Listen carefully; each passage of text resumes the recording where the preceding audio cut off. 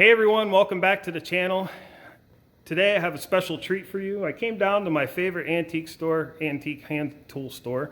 It's called Colonial Homestead. It's here in Millersburg, Ohio.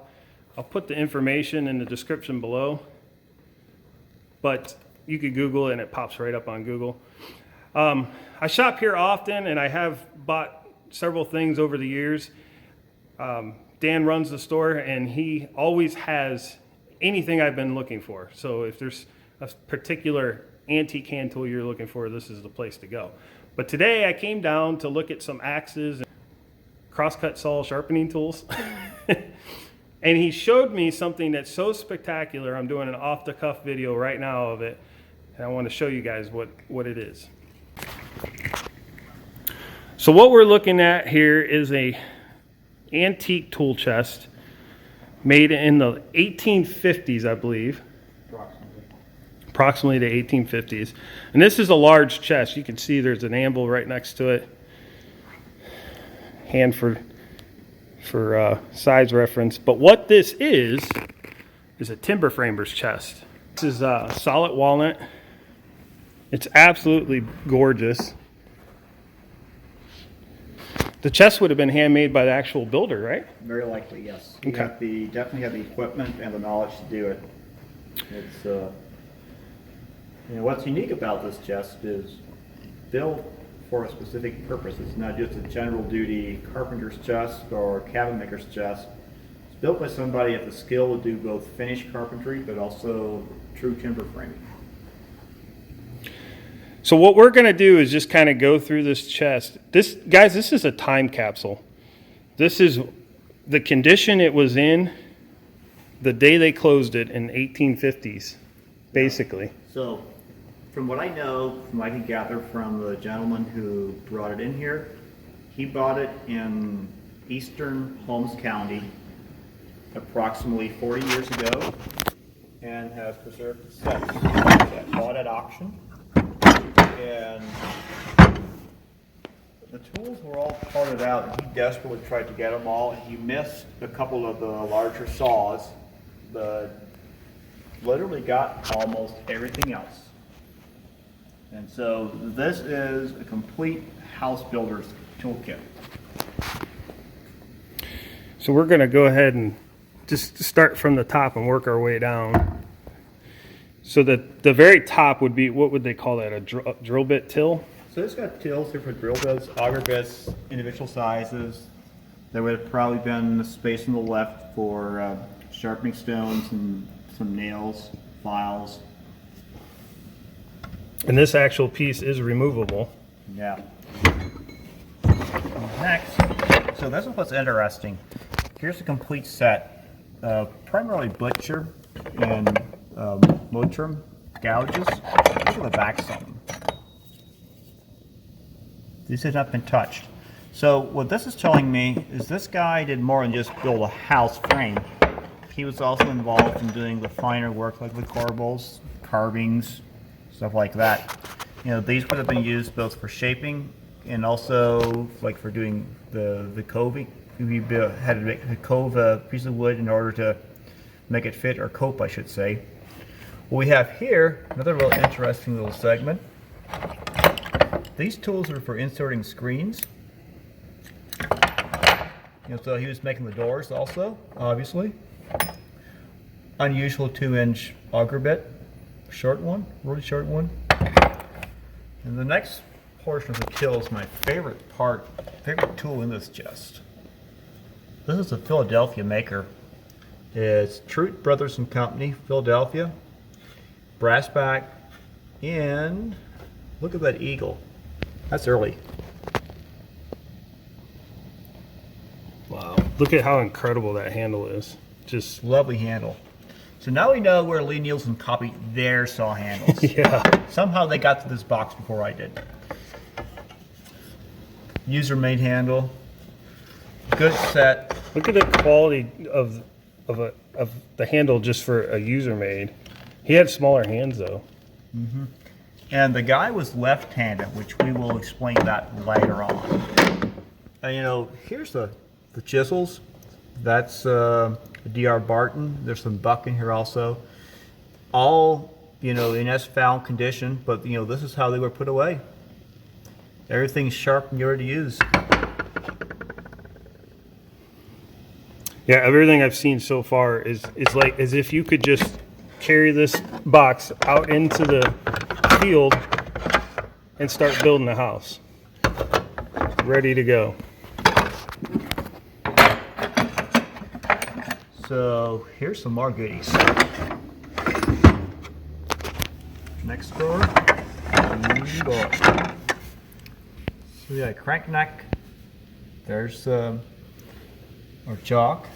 Oh, that's what that is chalk. Yeah. We got a couple of lathe tools here. Large draw knife. Let's pull that out there. Really well made, well balanced broad hatchet. That one's almost as good shape as mine as far as the balance on it. Love these handles. See how they swell back? Yep. They give you a really great balance.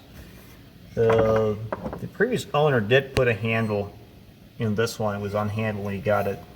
Very nice curly maple. Couple more draw knives, huh? Including a really nice small tannings. Oh, that's beautiful. Detail work. Yeah. There you go, axe guys. That's what you need. If you're building axe handles, buy this whole kit and you can get that little draw knife. Okay, now comes another good one. This is my favorite drawer. And all the drawers are dovetail corners. I'll never be able to get the detail on this because we don't have the lighting down here, but okay, there you go. This is the real deal. Handmade pride. Here. Now that's a really cute drawer full of miscellaneous stuff. This hammer is lovely. Look at that handle. This is so tiny. Now what would that hammer, that'd been used? Small tack hammer. Small tack hammer. I see some screwdrivers. You guys are gonna love this. Oh, look at that little handle. Paul Bunyan handle. Wow. I'm not sure what time period that's from. Probably added in here later on. Here, this is something I've never come across before. It's such a nice set. There's the two basic timber framing chisels, the 1.5" and the 2". But here, Look at that mortising chisel. these are pick stickers. Pick stickers. Octagon handles. You guys heard me talk about octagon before, how it fits your hand.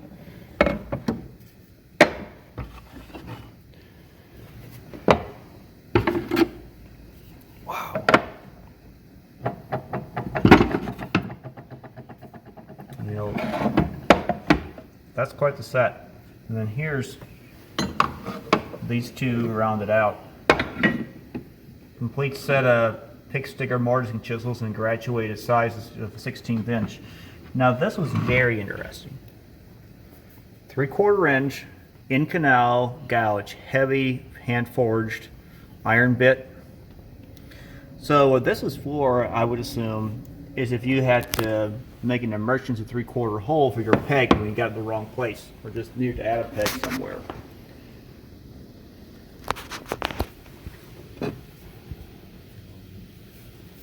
You know, that'll drive straight in.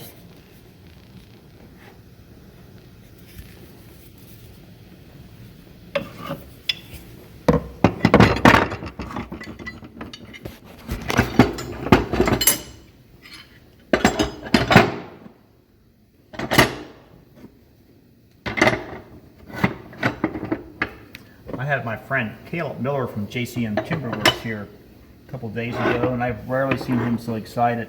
He's a full-time timber framer, he and his brother are. And he's like, you gotta copy that chest. Yeah.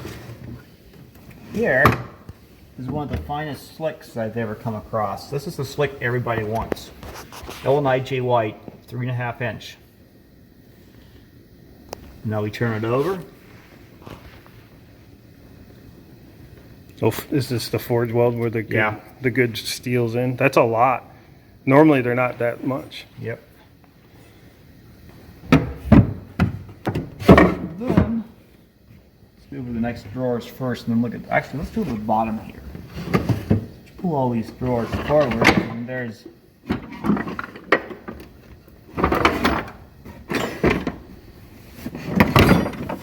So there we got Secret compartment. a dust tray. Wow. So we got a couple mauls, spot for brace, marking gauge, jack plane. So this is an interesting old hinge of some kind for holding a big door in place. Oh, this is a very old bit and brace.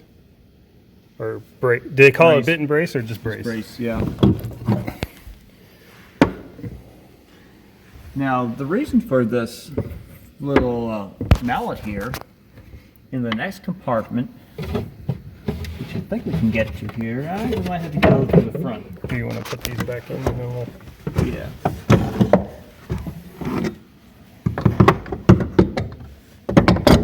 Everything These just. have slide out trays. Oh wow! So you could adjust it.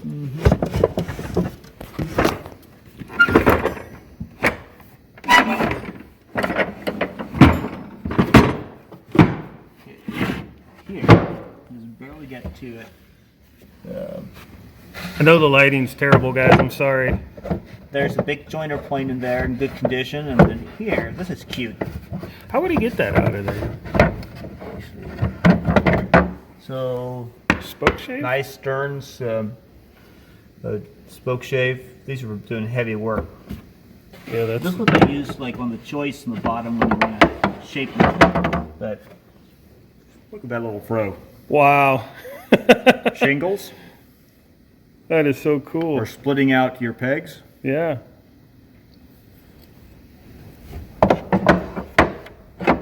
So you say there's a large joiner's plane down Yeah. there?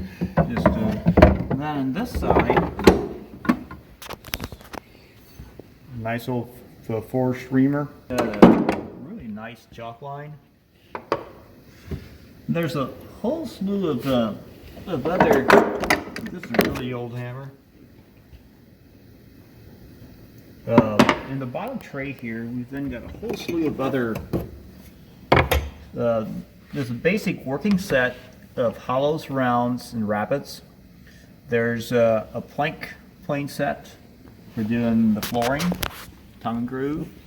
There's a really nice tongue and groove set here for doing more meticulous tongue and groove work. This is a Sandusky tool in good working condition. A couple small overloads doing detail work. Here's a really interesting early. This is probably early 1800s. Really looks non-standard size, shop made. Here's a really nice moving Philister. It's also a Sandusky tool. What's a Philister used for? That's for doing shoulders, like here. Here's your depth stop. Here's your side. Basically, when you want to, if you want to put trim or something, where you're having like a half lap, but this would have been used for doing ship lap also. Okay. The equivalent of the metallic Stanley number 78. That's Yeah, there's no metal planes in here, right? yeah, no metal planes. All wood planes. All wood. Now we're going to do this from the bottom up. Yeah. We're saving the best part for your X guys to last. Yeah. You gotta wonder a little bit yet. Okay. Marking gauges, a nice.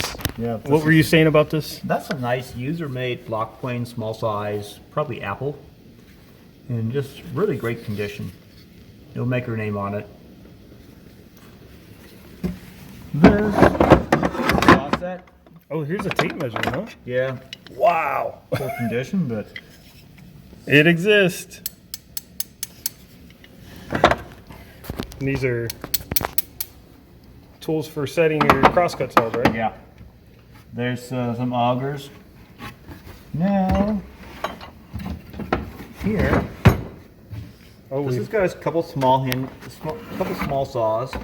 sawtail. The big saw, the big rip and cross cut are missing. Unfortunately, there's some soldering irons there. There's a new, almost new old stock slate ripper since 1853. Wow. This is a really, really neat piece. I'm guessing from the background of this chest, this is probably Philadelphia, probably Pennsylvania made. And I'm guessing when the guy moved from Pennsylvania to Ohio, this was probably from a building that he had worked on. The one hinge got bad, torn off, and he just couldn't quite bear to throw this hinge away. Yeah. I don't blame him. You know, And that's all hand forged. Yeah, really nice decorative work. You're looking definitely at a 1700s hinge here. Wow. Panel gauge. Oh, that's a big one too. And a couple levels. You know, unfortunately, no, there's space for it here, but there was the large saw, large rip and cross cutter, unfortunately no longer there. But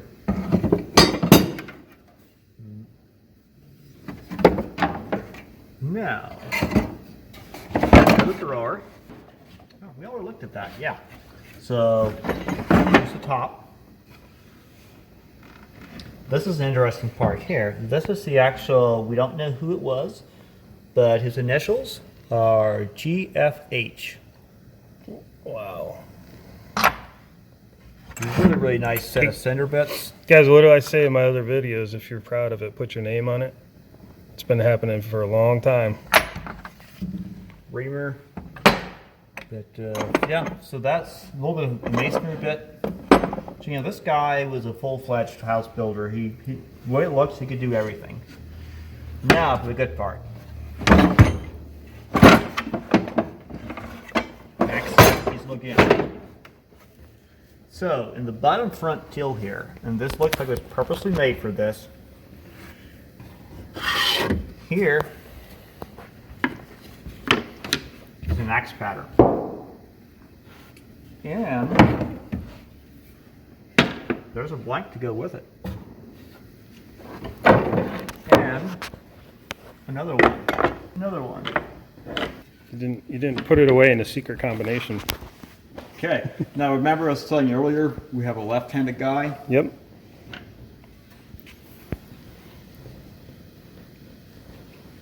You see the bow and the handle. You know, contrary, I'm going to go out on a limb saying this, contrary to some people's speculations, bowed axe handles I do not believe could come from leaning against a wall. So you're saying most of them are purpose built, or all of Yes. them are purpose built? I would guess so. I can't see why not. I've got probably currently at least 5 or 6 axe handles that are purposely bowed. They all show evidence of being used for undercutting on notches. This one's the only left-handed one that I can remember running across. You know, it would have been swung like this. You can't do that with the right-handed curve. Correct. Well, guys, I just had to share this amazing collection. It is for sale. Like I said, I'll put the information to contact Dan below.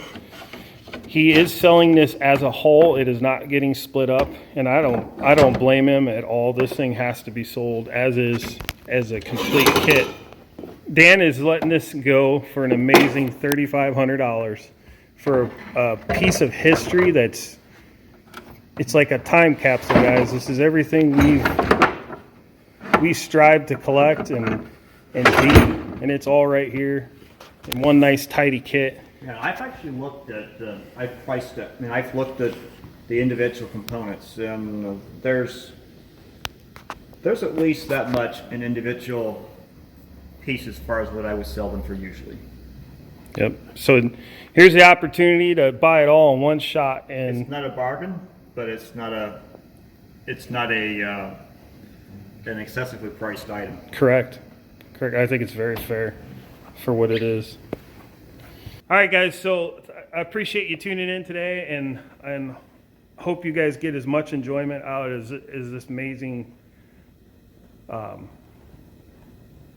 toolbox as I did. If there is somebody interested, seriously, don't hesitate to contact Dan and get down here in Millersburg, Ohio, and grab this amazing piece of history.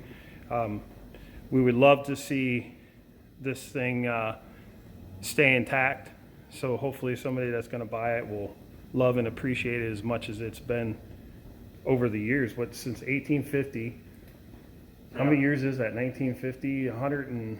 About 170 years close to. Yeah, it's just incredible. And, you know, this is the kind of things that we, like I said before, we always are looking for. And, you know, here it is. It exists. So thanks again, guys. We'll see you in the next video.